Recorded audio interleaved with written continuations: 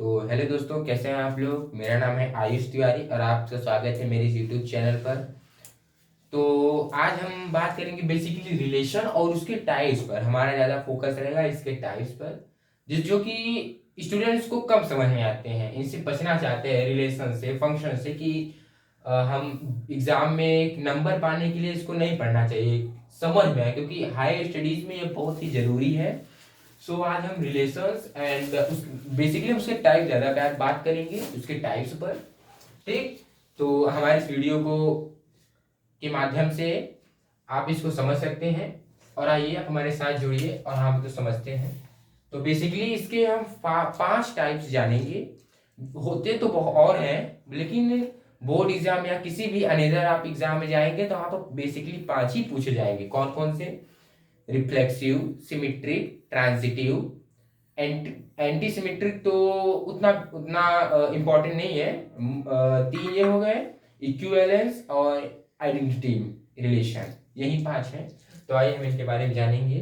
Number 1 reflexive.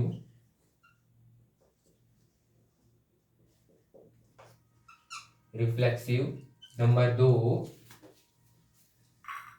Symmetric.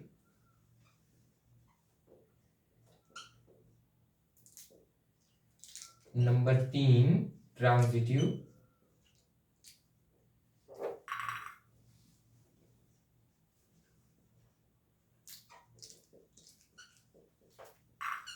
Number 4 पर हम देखेंगे identity.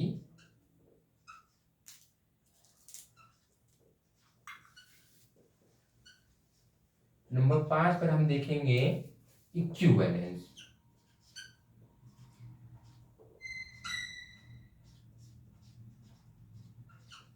Equivalence relation. Equivalence relation हम देखेंगे। तो बेसिकली ये 5 टाइप होते हैं। बेसिकली 5 टाइप्स होते हैं। तो अब चलिए बारी बारी से हम शुरुआत करते हैं। अब हम बारी बारी से हम आपको पहले रिफ्लेक्सिव बताएंगे, फिर सिमेट्रिक, फिर ट्रांजिटिव, फिर आइडेंटिटी, फिर इक्विवेलेंस बताएंगे। ठीक। चलिए हम शुरू करते हैं। पहला हमारा टॉपिक है रिफ्लेक्सिव।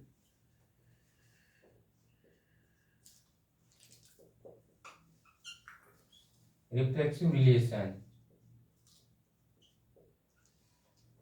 Reflexive relation. ठीक। तो रिफ्लेक्सिव का पहली बात आप समझिए मतलब क्या होता है।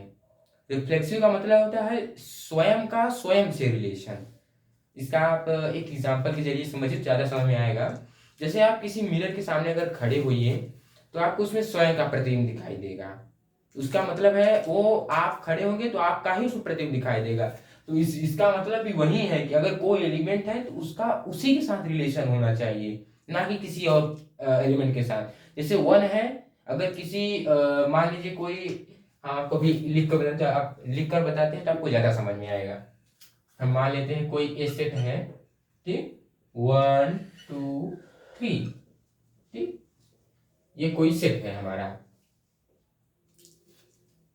ये हमारा कोई सेट है। अब ये सेट दिया है, अब हम इस पर एक रिलेशन भी दिया गया है। मान लेते हैं 1,1 2,2 3,3 एंड सो ऑन, मीन्स कि हम 1,2 भी ले सकते हैं, लेट सपोज। सो तो आप इसको पहले देखिए, इस पर दिया क्या गया है। वन का देखिए यहाँ पे, इसमें ए में 3 एलिमेंट्स हैं, 1 2 3। तो हमने आपको क्या बताया था, याद करिए, स्वयं का स्वयं के साथ रिलेशन। अगर यहाँ पे 1 2 3 है तो 1 है, तो 1 का 1 के साथ, यानी 1,1, यानी 1,1 है ना। इसका मतलब क्या है कि 1 का 1 के साथ रिलेशन है। 1,2 है तो 1 का 2 के साथ रिलेशन है। 2,2 है, 2 का 2 के साथ रिलेशन है। उसका मतलब क्या है, 1 2 3 है तो यहाँ पर 1 का 1 के साथ, 3 का 3 के साथ, मतलब क्या है 3,3 होना चाहिए। 4 होता है तो 4,4 होना चाहिए। इसका मतलब है कि उसी का उसी के साथ रिलेशन। ठीक। तो यहाँ पर 1 है तो 1, 1 होना चाहिए, 1, 1 है। 2 है तो 2, 2 होना चाहिए। 3 है तो 3, 3। इसमें आपको एक बात ध्यान देनी चाहिए, थोड़ा सा इसमें स्टूडेंट्स को कंफ्यूजन होता है। जितने एलिमेंट्स इसमें दिए गए हैं, अगर इसमें 3 एलिमेंट्स है 1, 2, 3, तो तीनों का स्वयं के साथ रिलेशन होना चाहिए। अगर आपको इसमें से एक भी ऐसा मिल गया कि वो नहीं है, जैसे मान लीजिए हम लेट सपोज यहां पर हम लिख देते 2, 3, लेट सपोज, तो ये अब रिफ्लेक्सिव नहीं रह गया, क्योंकि 1, 1 है, 2, 2 है, लेकिन 3, 3 नहीं है। 1, 1 आपको दिख रहा है, 2, 2 भी आपको दिख रहा है, लेकिन यह है कि जितने एलिमेंट्स हैं उन सभी का स्वयं के साथ रिलेशन होना चाहिए। अगर आपको एक भी एलिमेंट ऐसा दिख गया कि उसका स्वयं के साथ रिलेशन नहीं है, तो आप ये नहीं कह सकते ये सिमेट्रिक रिफ्लेक्सिव है। अगर हम इसी की जगह 3, 3 कर दें, अब ये रिफ्लेक्सिव हो गया। अभी सिमेट्रिक है ट्रांजिटिव हो तो बाद अभी हम डिसाइड करेंगे और एग्जांपल फिर समझेंगे। पहले ये देखिए, आपको समझ में आ गया है जितना मैं समझाना चाह रहा हूं। जितने एलिमेंट्स इसमें दिए गए हैं उतने का इसमें स्वयं उतने के साथ रिलेशन होना चाहिए। अगर इसमें 4 एलिमेंट्स है, लेट सपोज हम इसमें 4 भी लिख दें, ठीक, तो यहां पर अब अगर मान लीजिए 4 है और इतना ही लिखा है, तब रिफ्लेक्सिव नहीं है, रिफ्लेक्सिव है ही नहीं।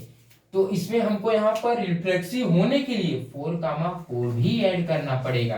तब आंसर मान लीजिए 1, 2 हो ना हो तो भी चलेगा, लेकिन आपको इतना ऐड करना पड़ेगा। या अगर नहीं दिया है तो रिफ्लेक्सिव नहीं होगा, दिया है तो रिफ्लेक्सिव होगा। ठीक, अब इसको हम लिखित में समझ लेते हैं। लेट ए बिलोंग्स टू ए कोई एलिमेंट है जो ए को बिलोंग करता है, तो ए भी आर को बिलोंग करना चाहिए। For R A belongs to A, ये थोड़ा सा हम आपको बता रहे हैं, ये फॉर आर का चिन्ह है। ये हम आपको बता दें, फॉर आर मींस कि प्रत्येक के लिए, ये सभी के लिए है। ए बिलोंग्स टू आर मतलब ए आर में होना चाहिए प्रत्येक के लिए।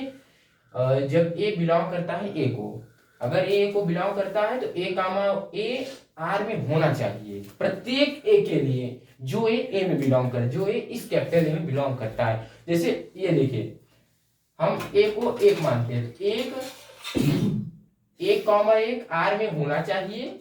ये देखिए, एक अगर हम सपोज ए को ये 1 मानते हैं, ठीक, तो 1 है तो यहाँ पर ए दिख रहा है, तो यहाँ पर 1, 1 दिख रहा है। देखिए 2, 2 दिख रहा है, यहाँ पर ए है ना, 2, 2, 3, 3, 4, 4, तो ये है इसका मैथमेटिकल। अगर इतना है तो इतना होना चाहिए, नहीं तो ये रिफ्लेक्सिव नहीं है। हम इसको हटा देंगे, अगर आप चाहते हैं तो हम इसको हटा दें, तो ये रिफ्लेक्सिव नहीं होगा।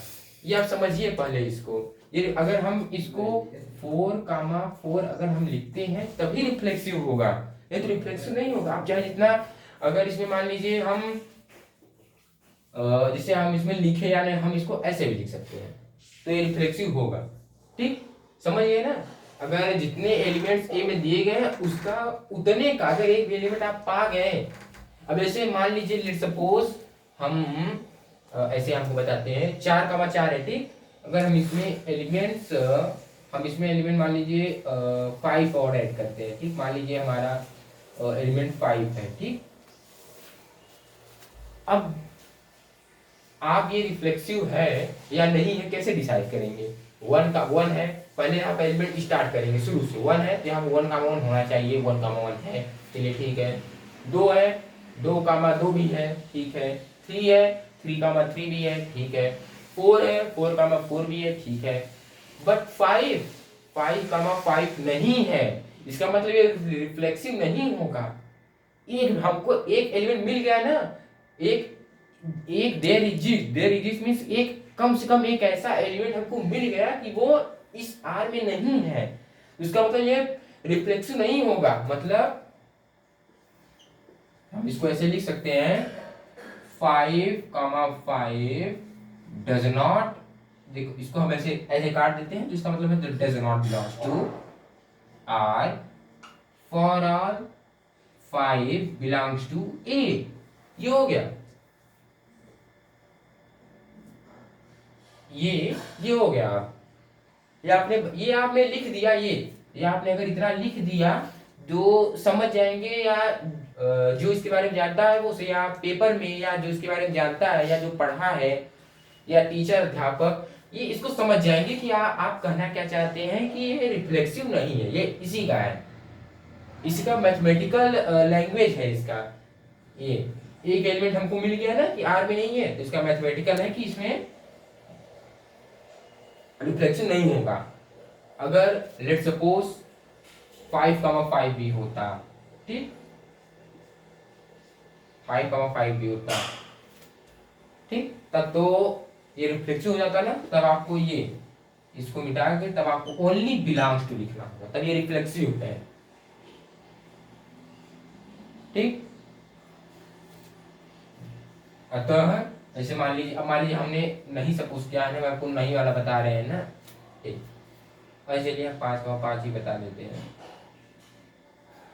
अतः ऐसे लिखेंगे, अतः यह संबंध, अतः यह रिफ्लेक्सिव कहते हैं स्वतुल्य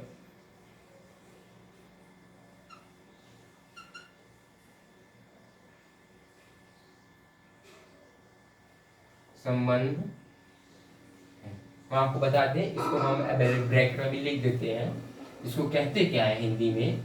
बहुत लोग कह रहे होंगे कि हिंदी में बताइए, हिंदी में बताइए, तो हम हिंदी में बता देते हैं। बेसिकली इसको बोलते हैं स्वतुल्य संबंध।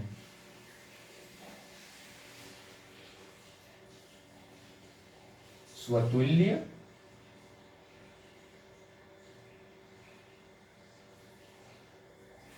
संबंध, ठीक, आप मैनेज कर लीजिए। इसको बोलते हैं स्वतुल्य संबंध, ठीक, स्वयं के साथ बराबर तुल्य, इसका अर्थ होता है स्वयं के साथ या स्वयं के बराबर, स्वयं का जो तुल्य हो मतलब स्वयं के समान हो, उसी को बोलते हैं स्वतुल्य संबंध, ठीक। अगर ये नहीं होता, मान लीजिए ये ऐसा है, ठीक, मान लीजिए, चलो चलिए हम आपको ये इसको रहने दीजिए, हम आपको एक ऐसा लेते हैं। अगर ये मान लीजिए आर है, 1,1 भी है, 2,2 भी है, 4,4 है, 5,5 है, एंड 2,3 या जो भी ले लीजिए, इससे फर्क नहीं पड़ता। रिफ्लेक्सिव के लिए इससे फर्क नहीं पड़ता, लेकिन सिमेट्रिक ट्रांजिटिव के लिए ये फर्क पड़ता है इससे, लेकिन रिफ्लेक्सिव के लिए आपको इससे फर्क नहीं पड़ता। अगर रिफ्लेक्सिव आप चेक करें तो इससे फर्क नहीं पड़ता। देखिए अब आप इसमें देखिए, ठीक, अब आप इसमें देखिए 1 है, 1,1, अगर इसमें 2 है, 2,2, 3 है, 3,3, देखिए नहीं है ना, 4 है, 4,4, 5 है, 5,5, 3 है, तो यहाँ पर 3,3 होना चाहिए तभी रिफ्लेक्सिव होगा। 3,3 नहीं है तो रिफ्लेक्सिव नहीं होगा। अच्छा, इसका मतलब क्या लिखेंगे, जो आप नहीं है उसी को लिखेंगे यहाँ पर, 3,3 does not belongs to R for all 3 belongs to A। अतः यह स्वतुल्य संबंध नहीं है, यहाँ पर है लिखे तो यहाँ पर नहीं है लिखेंगे, ठीक। तो उम्मीद करता हूँ आपको इस सब चीज समझ में आ गया होगा। मैंने बहुत ही सिंपल वे में आपको बताया, सिस्टमेटिक वे में बताया कि अगर आप इसको समझ लेंगे तो आप स्वतुल्य संबंध को जान जाएंगे, रिफ्लेक्सिव रिलेशन को जान जाएंगे, ठीक। अब हम चलते हैं